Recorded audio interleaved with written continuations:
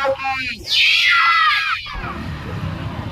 जैसा कि आप सभी को पता है कि आज 26 जनवरी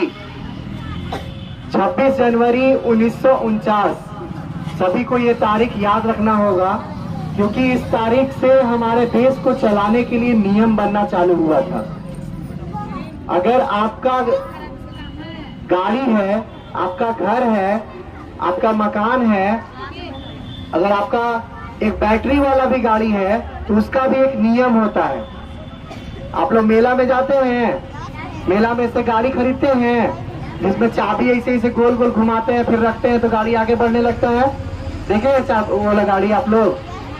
तो उस गाड़ी में क्या होता है, गाड़ी को चक्का को पकड़ करके फिर चाबी ऐंठना पड़ता है और फिर जमीन में रखते हैं तो गाड़ी तेज आगे बढ़ता है, यानी एक नियम है।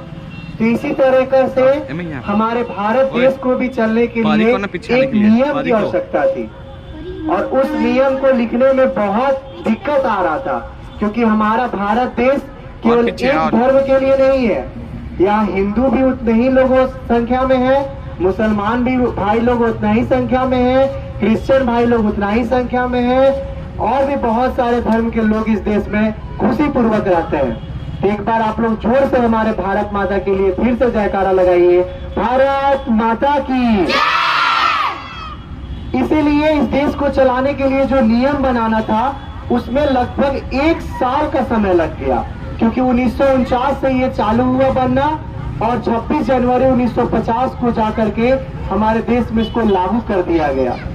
जिस तरीका से गाड़ी चलाते हैं तो लाइसेंस रखना अनिवार्य होता है, हेलमेट पहनना अनिवार्य होता है, उस तरीका से भारत देश में अगर रहते हैं तो भारत के संविधान को भी मानना, संविधान में जो नियम है उसको फॉलो करना आप लोगों का काम होता है।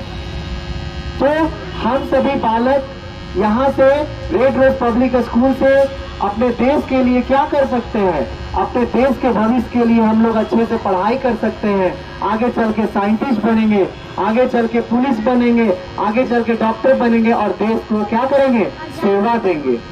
हमारा सेवा देश की समर्पित होना चाहिए क्योंकि आप सभी को पता है कि एक फूल वाला जो कहानी है, फूल वाला जो कविता है, वो फूल जो है वो क्या कहता है कि राह नहीं मैं फूल माला की गहनों में गूंथा जाऊं। फूल का ये ख्वाहिश नहीं है कि मैं किसी के गहनों में गुथा जाऊं। आप लोग देखे होंगे शादी ब्याह में सबको यहाँ बाल में फूल लगाते हैं ना, तो फूल बोलता है कि मेरा ये ख्वाहिश नहीं है कि मैं किसी के बालों में चढ़ूं, भगवान के चरणों में अर्पित हूं ना, ये ख्वाहिश नहीं है। उसका